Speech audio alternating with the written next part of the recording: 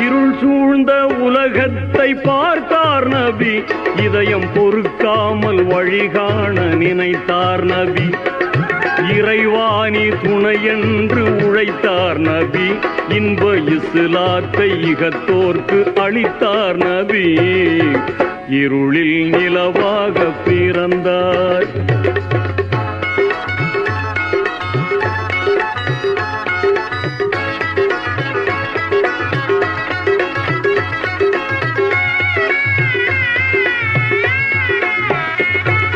அதிகார மனத்திமுறை ஒழித்தார் நபி, வெறும் சதிகாரர் முகத்திரையை கிழித்தார் நபி.